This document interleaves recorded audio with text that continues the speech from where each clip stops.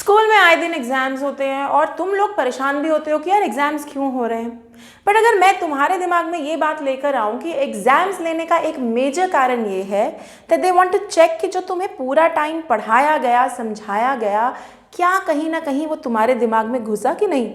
यानी कि quality check करने की कोशिश कर रहे हैं, इवैल्यूएट करने की कोशिश कर रहे हैं और इसके थ्रू ये समझने की कोशिश कर रहे हैं कि जो गोल था, जो स्टैंडर्ड था, जहां पहुंचना चाह रहे थे स्कूल वाले, क्या वहां पहुंच पा रहे हैं। कुछ इसी तरीके की चीज बिजनेस ऑर्गेनाइजेशंस में भी होती है which is known as control process, controlling. और कंट्रोलिंग इसलिए की जाती है ताकि ये समझा जाए कि क्या चीजें प्लान के हिसाब से स्टैंडर्ड को मैच करती हुई हो रही हैं, और अगर नहीं हो रही है तो चलो समझते हैं क्यों नहीं हो रही and let's try to change whatever is not happening according to plans. Welcome everyone, आप लोग देख रहे हैं eco world digital classes. This is business study series for standard 12th and I am doing chapter number 8, पहली book का आखिरी chapter controlling. Controlling का chapter पिछले कई सालों में बहुत कट चुका है, अब सिर्फ 2 टॉपिक्स इसमें रहते हैं।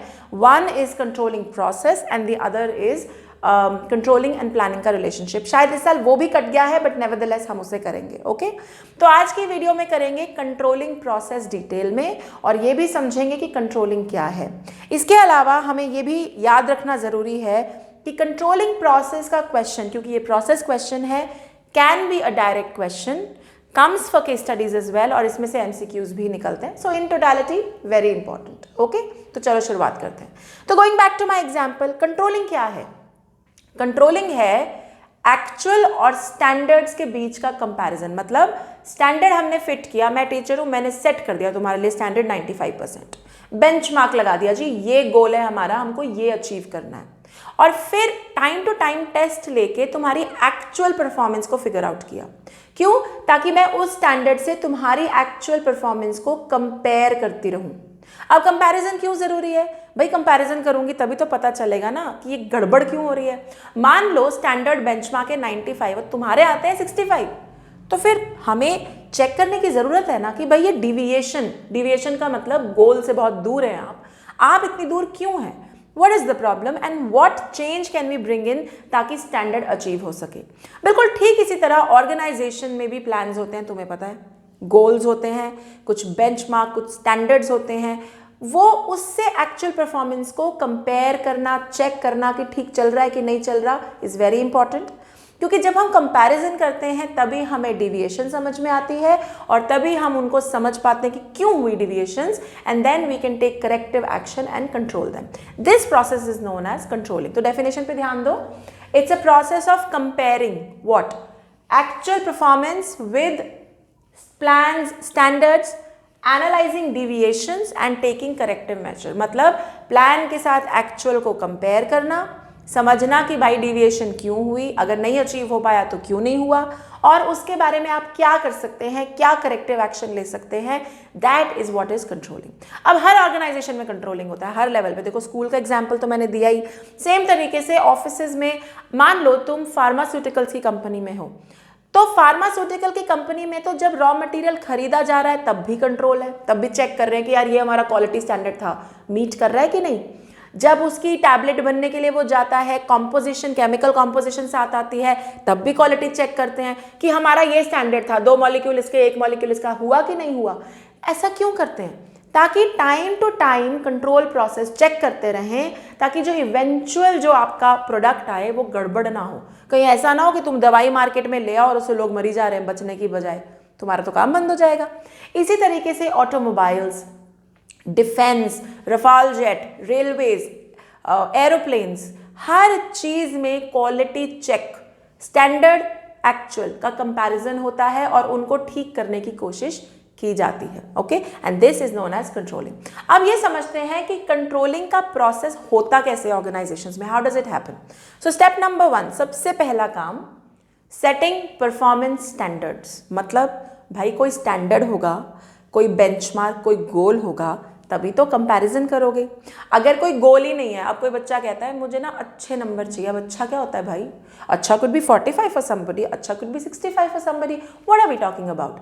जब तक कोई गोल, स्टैंडर्ड, बेंचमार्क नहीं होगा तब तक कंपैरिजन करना इम्पॉसिबल है। इसीलिए पहला स्टेप है स्टैंडर्ड सेट करना, बेंचमार्क बनाना, जिसके अगेंस्ट आप परफॉर्मेंस को इवैल्यूएट कर सकते हैं। Let me take examples. Sales वाला बंदा कैसा बेंचमार्क सेट करेगा? 20,000 units in 2 months benchmark, okay. Accounts वाला बंदा फाइनेंशियल स्टेटमेंट का submission within 15 days, okay. HR वाला बंदा 4 मुश्किल पोजीशंस का क्लोजर विद इन 2 months। तुम समझ रहे हो ना? स्टैंडर्ड सेट कर दिया। क्वालिटी चेक, फार्मास्यूटिकल कंपनी कहती है 0 एरर के साथ टैबलेट बन गई, दिस इज स्टैंडर्ड, ओके। तो स्टैंडर्ड सेट होंगे तभी परफॉर्मेंस इवैल्यूएट होगी। स्टैंडर्ड क्वालिटेटिव क्वांटिटेटिव दोनों हो सकते हैं। क्वांटिटेटिव जैसे मैंने सेल्स का बात बोली 20,000 यूनिट्स, मैंने HR वालों का बोला 4 हायरिंग्स। क्वालिटेटिव गुडविल अच्छी करेंगे, अपनी रेप्यूटेशन अच्छी बनाएंगे, हमारे एम्प्लॉयज़ हमसे बहुत खुश रहेंगे। अब गूगल को देखो यार, Google actually works at ensuring कि एम्प्लॉयज़ बहुत खुश रहें, और उसके लिए वो तरह तरह के मेजरमेंट स्कीम्स रखते हैं। मतलब अब तुम कहोगे कि एम्प्लॉय खुश रहें, अब इसको मेजर कैसे करोगे? क्वालिटेटिव जितने बेंचमार्क्स होते हैं उनको मेजर कर पाना बहुत ज़रूरी। तो कैसे मेजर करोगे? तो मैं तुम्हें बताती हूँ। तो मान लो गूगल ने एक क्वांटिटेटिव स्टैंडर्ड सेट किया, कहा कि हमारी सेल बढ़ेगी 20% से। क्वांटिटेटिव एग्जैक्ट प्रिसाइज टर्म में देना पड़ता है। क्वालिटेटिव कि हमारे एम्प्लॉयज़ बहुत खुश रहेंगे, इसके लिए हम उन्हें सारी सर्विसेज देंगे। अब इसे मेजर कैसे करोगे? एम्प्लॉय एंगेजमेंट सर्वे से। सर्वेस दिए जाते हैं, उन पे क्वेश्चंस पूछे जाते हैं। याद है स्टैटिस्टिक्स में लास्ट ईयर हमने क्वेश्चनर्स बनाए थे, बिल्कुल वैसे ही।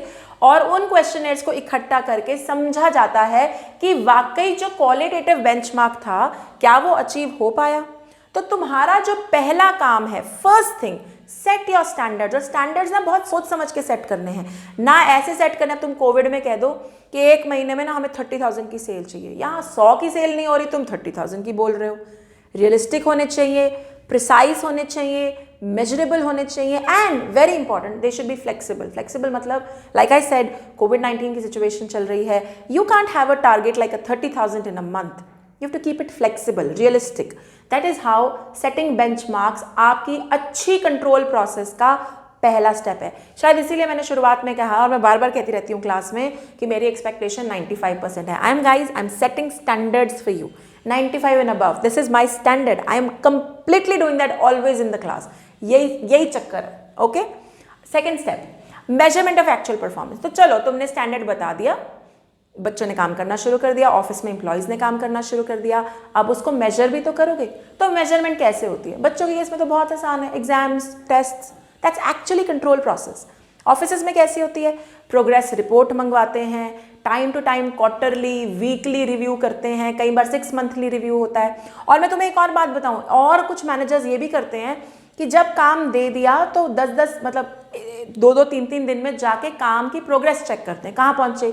ओहो, तुमने एक्सेल शीट ऐसे कर दी, नहीं ये कॉलम तो नहीं ऐड करना था, ये वाला कॉलम और ऐड कर लो। तो what are they doing? They are trying to see कि क्या आप एक्चुअल परफॉर्मेंस आपकी कैसे हो रही है। चलो हम समझते हैं, मेजर करते हैं। क्यों?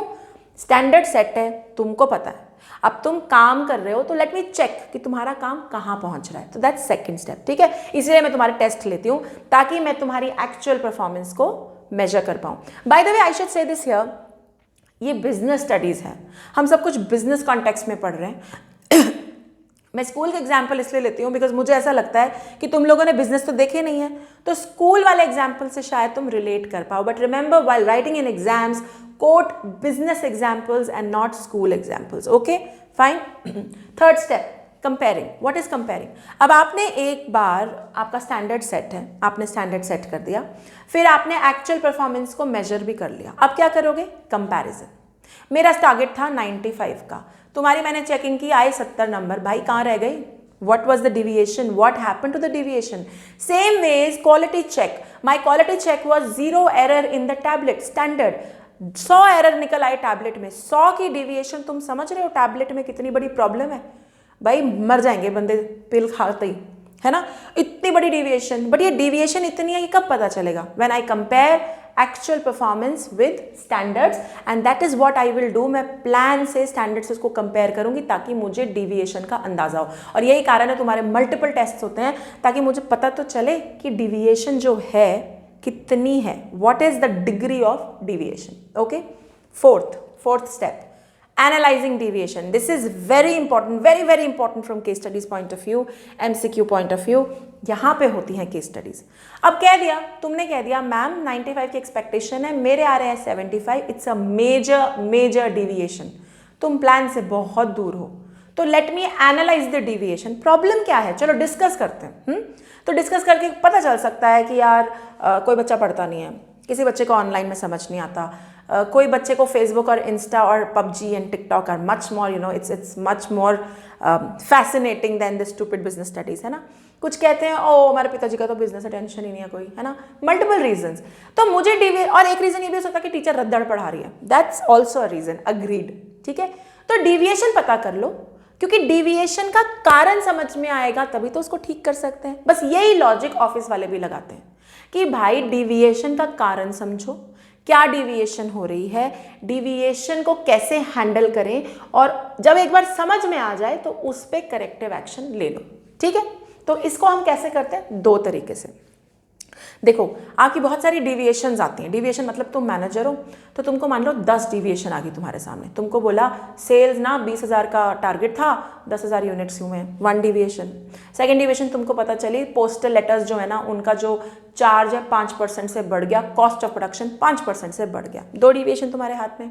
एक और डिविएशन आई कि HR हायरिंग कॉस्ट बहुत ज़्यादा लाइक 1 लाख से बढ़ गई, 3rd डिविएशन, ठीक है।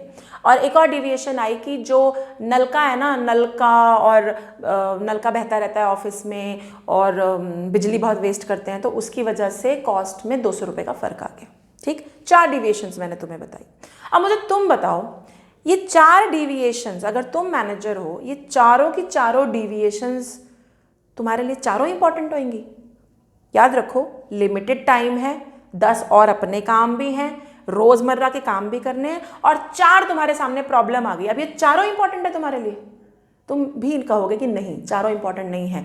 क्यों? क्योंकि द फंडा is you should always always focus on management by exception. Second method of analysing deviation, management by exception. आप अगर चारों डिविएशंस को परफेक्टली कंट्रोल करने की कोशिश करेंगे तो चारों में से कुछ भी नहीं होगा, बिकॉज रिमेंबर एक दिन में सिर्फ ग्रीवियंस या डिविएशन हैंडल करना मैनेजर का काम नहीं है, मैनेजर को अपना काम भी करना है, 10 और काम भी है। तो तुमको क्या करना चाहिए as a manager, only focus on the most important deviation, जो हल्की फुल्की है पर इतना प्रॉब्लम नहीं क्रिएट करी, उसे इग्नोर करो। अब जैसे मैंने क्या कहा, पोस्टल चार्ज 5% से बढ़ गया, 200 रुपये से तुम्हारा बिजली पानी का बिल बढ़ गया, भाई ये बहुत माइनर डिविएशन है, इस पे फोकस करने की जरूरत नहीं है, इनको हटा दो। फोकस कहाँ करो, तुम्हारी सेल्स 20,000 होनी थी 10,000 होगी, काम बंद हो जाएगा, इधर फोकस करो, इस पे फोकस करो क्योंकि इस पे ही बहुत टाइम लगेगा। दूसरा उस पर फोकस करो कि तुम्हारा HR कॉस्ट बढ़ गया क्योंकि वो भी बहुत तगड़ा कॉस्ट है, उधर फोकस करो। ये 2 ही डिविएशंस बहुत बड़ी हैं फोकस करने के लिए, and this process where you only focus on extremely important deviations जो permissible limit के beyond है, उन्हीं को देखना है। permissible limit मतलब थोड़ी मोटी 19-20 का फर्क तो चलता है, उसको इग्नोर करो। जो बहुत ज़्यादा बड़ी डिविएशन, अभी जैसे मैंने कहा था कि टैबलेट का बेंचमार्क है 0 और एरर आया 100, ये बहुत बड़ी डिविएशन है, इस पे फोकस करो। क्यों?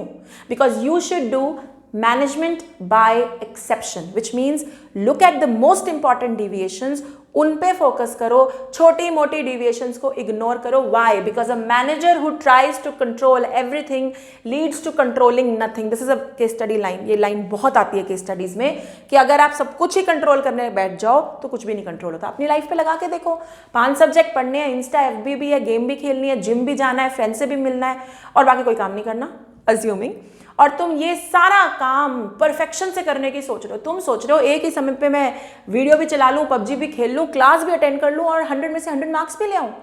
वाह यार, तुम तो डूड हो, ऐसा होता नहीं है ना। तो सेम तरीके से ऑफिस में भी ये नहीं होता। सो मैनेजमेंट बाय एक्सेप्शन का रूल फॉलो करते हैं। क्लियर? ओके। पहली जो यहाँ पे डिविएशन एनालाइज करने का तरीका है इज क्रिटिकल पॉइंट कंट्रोल। इसको समझाने के लिए अगेन तुम्हारा एग्जांपल, तुम स्टूडेंट हो इस समय 12वीं कॉमर्स के, इस समय तुम्हारी लाइफ में सबसे इंपॉर्टेंट रिजल्ट देने वाला एरिया कौन सा है? पता ही है, एकेडमिक्स। एकेडमिक्स में भी 5 सब्जेक्ट है, तो सबसे ज्यादा फोकस इस समय किन सब्जेक्ट्स पे है? ऑब्वियसली मुझे जवाब पता है, मोस्टली 3 सब्जेक्ट्स है ना, जो कोर 3 सब्जेक्ट है। क्यों? तुम इन 3 कोर सब्जेक्ट पे क्यों फोकस कर रहे हो? इंग्लिश और फिजिकल एजुकेशन या मैथ्स को इस समय लात क्यों मार रखी है बियॉन्ड अ पॉइंट? क्योंकि यू ऑल्सो नो कि तुम्हारा major result will be impacted by these 3 subjects. Majorly, ऐसा नहीं है कि बाकी सब्जेक्ट्स को इग्नोर करना है, बट मेजरली इन 3 जगहों से आपका रिजल्ट आने वाला है, यानी कि ये आपके की रिजल्ट एरियाज हैं। बस ऑफिसों में भी यही होता है, हर बंदे को 10-15 काम होते हैं, लेकिन 10-15 आपके की रिजल्ट एरियाज नहीं होते। आपके की रिजल्ट एरियाज होते हैं कुछ 2-3। जैसे मान लो मैं एचआर में थी, तो एचआर में एक दिन में हमें 10 काम होते थे। मैं तुम्हें समझाती हूँ। हायरिंग करनी है, रिक्रूटमेंट करनी है, सिलेक्शन करनी है, तो उसके लिए प्रोसेस चलाना है, इंटरव्यूज में बैठना है, ट्रेनिंग प्रोग्राम करना है, डिलीवर करनी है ट्रेनिंग, उसका कंटेंट भी बनाना है, कॉम्पनसेशन बेनिफिट की एक्सेल शीट भी, उस पर भी काम करना है, उनके मैनेजर से डिस्कशन करना है, फिर उसको रोल आउट भी करना है, फिर बीच बीच में किसी ना किसी का ग्रीवियंस, किसी ना किसी की प्रॉब्लम, किसी ना किसी का इशू, वो भी हैंडल करना है, फिर बीच में एम्प्लॉय एंगेजमेंट, बहुत काम होता था। बट हर किसी को बोला जाता है अपना की रिजल्ट एरिया बताओ, कौन सा वो एरिया है जिस पे अगर तुमने अच्छा काम किया तो तुम्हें प्रमोशन मिलेगी। द आइडिया इज, वही बात होगी, 15 काम है यार, करने सारे हैं, लेकिन एब्सोल्यूट परफेक्शन से अगर सबके पीछे पड़े रहोगे कुछ नहीं होगा। तो क्या करो, अपने की रिजल्ट एरिया की डिविएशंस को एनालाइज करो। अगर ट्रेनिंग तुम्हारा 30% का की रिजल्ट एरिया है, कि ट्रेनिंग अगर तुमने डिलीवर करी, तुमने लिखा तुम 25 ट्रेनिंग्स करोगी साल भर में, और तुमने 25 की 10 भी नहीं की, तो तुम्हारी प्रमोशन डेफिनेटली गई। उस पे फोकस करो कि ट्रेनिंग 25 लिखी थी, 10 क्यों हुई, क्या गड़बड़ हुई। रिक्रूटमेंट तुमने अपना क्राइटेरिया लिखा कि मैं 30 बंदे हायर कर दूंगी 4 महीनों में, वहां 5 बंदे भी नहीं हायर हुए, ये इंपॉर्टेंट डिविएशन है, इस पे फोकस करो। कहने का मतलब है एम्प्लॉय ग्रीवियंस 100 आई, तुमने हैंडल नहीं किया, कोई बात नहीं, तुमने 50 हैंडल की, ये डिविएशन तुम्हारे लिए इतनी इंपॉर्टेंट नहीं है, क्योंकि ये तुम्हारा की रिजल्ट एरिया नहीं है। So focus on what is your key result area, what is your key result area. तुम्हारे केस में अकाउंट्स बिजनेस सीखो, प्लीज फोकस ऑन देम, क्योंकि अगर तुमने इनको उड़ा दिया तो तुम्हारा रिजल्ट भी गया। सेम तरीके से अगर ऑफिस वालों ने अपने की रिजल्ट एरिया को उड़ा दिया और बाकी काम बहुत बढ़िया से किया, तो उसका प्रमोशन गया। अभी क्लियर? तो डिविएशन कैसे एनालाइज करनी है, जो सबसे इंपॉर्टेंट की रिजल्ट एरिया है उस पे फोकस करो, बाकियों को इग्नोर। और मैनेजमेंट बाय एक्सेप्शन, डिविएशंस हर तरीके की आएंगी, जो परमिसिबल डिविएशंस है 19-20 का फर्क है उसे इग्नोर करो, और जो सबसे मोटी इंपैक्टफुल डिविएशंस है उन पे फोकस करो। क्लियर है? समझ में आ गया? ग्रेट। फाइनली भाई इतना तामझाम किया, डिविएशन भी पता कर ली, कारण भी समझ लिया, एनालिसिस भी कर लिया, क्यों?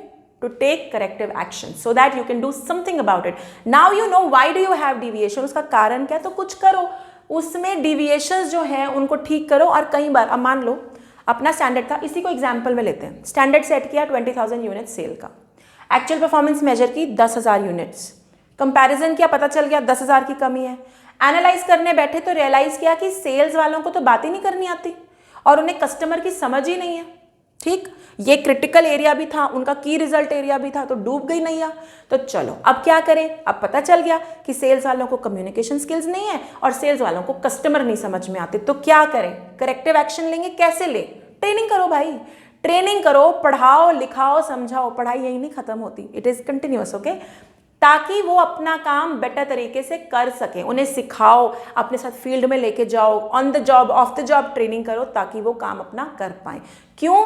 ताकि वो इवेंचुअली जिस कारण से ये पूरा प्रोसेस किया गया वो ठीक हो सके, एंड देन अगेन फिर से एक नया plan basis on learnings of this part बनाया जा सके। आई होप तुम्हें समझ में आ गया कि कंट्रोलिंग प्रोसेस क्या है।